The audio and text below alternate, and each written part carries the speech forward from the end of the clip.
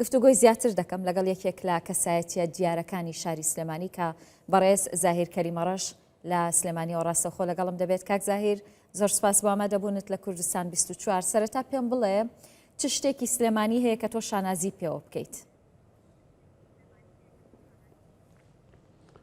سڵاوتان لێبێ و لە هەموو بینارانی ئازیز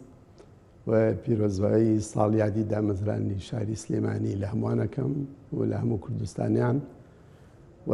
پەیامی خۆشەویستی لە سلێمانیەوە ئاراستە ئەکەین بۆ هەموو شارە خۆشەویستەکانی کوردستان بێجیاوازی. من پرسیارەکەی بەڕێز دەربارەی شانازی من چییە بە سلێمانیەوە؟ سلێمانی ئەو باوەشە گەورەیە کە تەنها دانیشتوانەکانی خۆی نەگرتووەتە خۆ و باوەش، بەڵکو سلێمانی باوەشێکی گەورەی خۆشەویستیە بۆ هەموو کوردان لە هەر شوێنێک هەبن و سلێمانی خۆشەویستی خۆی پەخشەکە بۆ هەمووان و فەخورین بە ئەساڵەتی کوردایەتی خۆمانەوە و ئەم شارە شارێکی منەوەر بۆ لە کۆنەوە و ئەلحەمدوللا تا ئێستا ئیدامەیەکی زۆر جوانی هەیە و ڕۆژ بە ڕۆژ جوانتر و پرشنگدارتر ئەبێت و هەوڵی ئەوەمان ناوە کە شارەکەمان شیرین و خۆشەویست بێت لە دڵی هەمووانەوە خوا سلێمانیمان بۆ پارێزێ و کوردستانمان بۆ مەحفوظکات. ئامین ئینشاءڵڵا. کاک زاهیر، بێگومان سلێمانی کللتور و نەریتی تایبەت بەخۆی هەیە. هیچ مەترسیەک هەیە لەسەر لە ناوچوون یا کاڵبوونەوەی تایبەتمەندیەکانی سلێمانی؟ من وا ئەبینم هەموو شتێک لە باخەچێت، هەموو باخێک پێویستی بە بژار هەیە. سلێمانی بژاری ئەوێت لە دیاردەی تازەوە و خراپ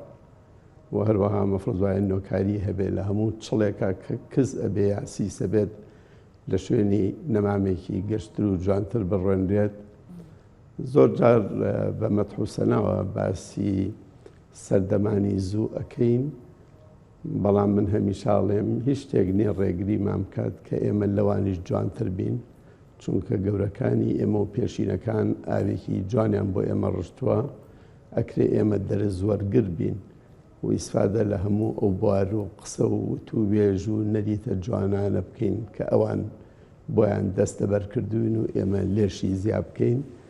هیچ ڕێگرێک نییە، هیچ کە لە بچەیە لە دەست هیچ کوردێکان نییە، لە هیچ دەستی خەڵکێکی سلێمانیە نییە کە ئەو کەلتورە جوانە نەپارێزێت یا بە ڕێچکەیەکی کە بڕوا کە ڕێچکەکە لە حەز و سنووری هەمومانە نەبێت. ئێمە چەند خۆشەویستی لە ناومانە پتەو بێت و چەند یەکگرتوو بین، چەند بەدڵی خۆشەویستی و سەری یەکتری بکەین، ڕەنگە ئەمە بێ بە کۆڵەکەیەکی زۆر زۆر باش بۆی شارەکەمان جوانتر و سەقام گیرتر بێت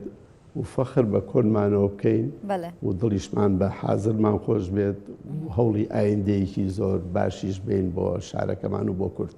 زۆر باشە. کاک زاهیر، ئاگادارین کە سەرقاڵی بنیاتنانی کۆمەلگایەکی کللتورین، ئەم پرۆژەیە بەکوێ گەیشتووە و بۆ چ مەبەستێکە؟ من الحەمدلله لە هەوڵێکام لە چەند ساڵێک لەمە و پێشەوە تا ئێستا لە سلێمانی گوزەرێکم دەستەبەر کردووە. ئەم گوزەرە بریتێ لە منطقەیەک کە هەمووی بە خەریتە و نەخشەی کۆن دروستم کردوێتەوە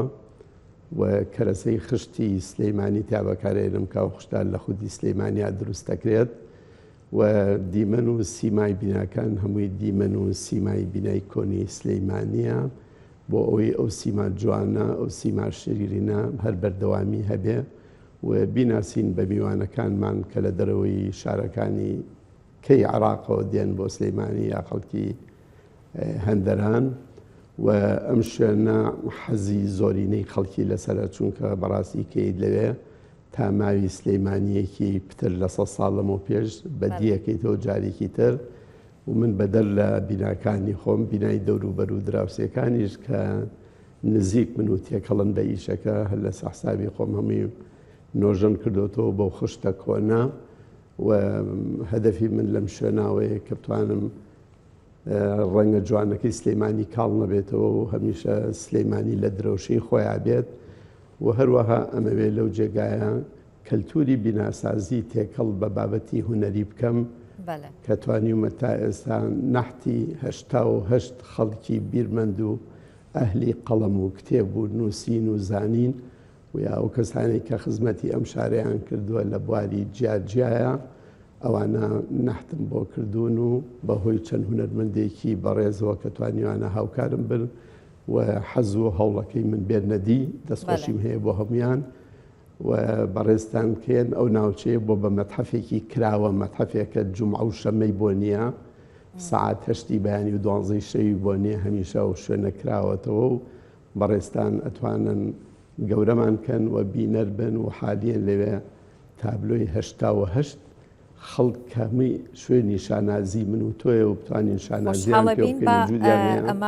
بۆی هەمڕێزی خۆمان بۆ ئەوان لە دەرفەتێکا پێم خۆش ئەگەر بتوانین جێگە بۆ ئەوە بکەینەوە بەرنامەیەک بکەین بێگومان. کاک زاهیر هەر لەو چوارچێوەیەدا من الحەمدلله توانیم بەڵێ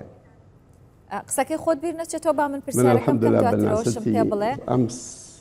چیتان کردووە بۆ ناساندن و ئاشناکردنی هونەرمەند و شاعیر و منەوەرەکانی سلێمانی بەنەوەی داهاتوو چۆن جێگەی ئەوانیشتان کردوێتەوە بۆ زیندوهێشتنەوەیان وەکو من بەڕێستم وت من ئەو نەحت و وێنانی کە کردومانە و ئەو هەموو خەڵکە منەوەر و ئەهلی قەڵەم و کتێب ئەوانەمان هەمووی قستۆتە بەرچاو بۆی خەڵک بتوانێت چاولێکەری شتە باشەکان بکەین خۆی هەرژیان وا دروست بۆ تۆ گەبتەوەی ئینسانێکی پتە و پڕبی ئەبێ بزانی پێشتۆ ئەو خەڵکانی کە سەرکەوتون و خەڵکە باشەکان یا ئەو کەسانی کە خزمەتی گەورەیان بە شار و وڵات کردووە چیان کردووە بەڕێز بتوانی بەو ڕێچکەیە بڕۆیت و ئێمە بتوانین شاگرد و دەروێشێکی مخلص بین بۆ ئەوان و پەرە بە و توانە و بەهرە و دڵسۆزی ئەوان بسەنین بۆیە ئەو 88 تابلۆی کە بە بەڕێستاڵێمە ئەو 88 نەحتە لەوێ هەمووی ئاماژە و بیرخستنەوەیە هەم بۆ ڕێزگرتن لەوان هەم بۆەوەی ئێمە بتوانین ئەو دەروێشە سەرسەختە بین یا ئەو تەلەبە چالاک و زیرەکە بین کە ئەو شوێن پێیانە ون نەکەین. ئەوەی کە ویستم بۆ بەڕێستی باسکەم من بۆ ساڵیادی سلەیمانی ئەمڕۆ حەزم کرد چەپکە گوڵێکم هەبێت ئامادەکاریەکم هەبێ بۆیە خوا بۆی ڕەخسانم من لە تەنیش سەراوە لەگەڵ هاوبەشێکم ماڵی شێخ سەلاح نەقیب مڵکێکمان هەبوو مڵکەکەمان پشتی لەسەر سەرایە بەس ئێمە لە خۆشەویستی سلەیمانی و سەرا نەهاتین وەکو پشتی بینا تەعاملی لەگەڵکەین بەڵام هاتین پشتەکەمان کرد بە واجهەی سەرای سلەیمانی یعنی بە تەواوەتی سەرای سلەیمانی لەوێ دەستە خوشکێکمان بۆ دروست کردووە و بە کەرەسەی بەکارهاتوش بریتێ لە خشتی شاری سلەیمانی و ئەمەش پەیامێکە بۆی بڵێن ئێمە دوێنێ سەرامان هەبوو ئەمڕۆژ ئەم دیوانی سەرامانە بێت بۆ هەوڵ بین بۆ ئایندە گرێدانێکی کۆن بەمڕۆوە لە پێناوی خزمەتی سبەینێکی ڕۆشن و ڕووناک بۆ کورد و کوردستان و بۆ سلەیمانی و لەم تەلارەیە بەدیەکرێ ئاڵایەکی کوردستان کە بە نەحت دروست کراوە دوایی نەحتەکە بە سیرامێک بەهۆی مامۆسایەکی جامعی سلەیمانی مامۆسا سەلمان مۆزاییک کراوە کە ئەم ئاڵایە ڕوبەرەکەی 12 مەترە و قەت تێک ناچێت بۆی هەیە 200 ساڵ لەبەر هەتا و باران بێ ئەو هەر بدرەوشێتەوە و ببریسکێتەوە بڵێ من ئاڵای کوردستانم و لەسەر ئەم بینایە دوو تۆپی قەدیمەی هاوشێوەی تۆپەکەی وەستا ڕەجەبی ڕەواندز لەوێ جێگیر کراوە چونکە دایمەن سەرام ماناکەیە بۆ کە مرکزی سڵتە و خۆت و کاردبردن بەڕێوە بووە ئێستا دوو تۆپ لەوێ دانراوە یەکێکی ڕووی کردوتە جادەی کاوە و بازاری عەسری ئەویکەیان بە ئاراستەی جادەی ئۆرزدی و گەڕێکی سابوونکەران و ژوور و ئاماژەیە بۆ دەسەڵاتی کوردی و ئینشەڵا خوا دەسەڵات دارمان کات و دایمەن وشە و کەلیمەی ئێمە زاڵکا بەسەر وشە و کەلیمەی دوژمنە و کوردستانەکەمان هەمیشە دەدرەوشە و پەشیداری تێبێ پتە و بینی ئێمەش هەمیشە خۆش و پتەوکە زۆر باشە ئینشاءڵڵا. لە کۆتایی ئەگەر پێت بڵم بۆ پێی کە تۆ حەزیشت بە شێعر و نووسین و ئەدەبیات هەیە ئەگەر بەڕستەیەکیان بە هۆنراوەیەک وەسفی سلێمانی بکەیت چیڵی؟ من دووبارەی ئەو بەیتاکەمەوە کاکەی فەلاح فەرمێن خۆشم ئەوێت وڵاتەکەم کەنگای هیوا و ئاواتەکەم دڵم ئەڵێ نەک زبانم خۆشم ئەوێ کوردستانم. زۆر زۆر سپاس بۆ تۆ، سپاس کە میوانی کوردستان 24 بووی، سپاس بۆ وتە جوانەکانت بەڕێز زاهیر کەریمە ڕەش کەسایەتی دیاری سلێمانی. زۆر سپاس.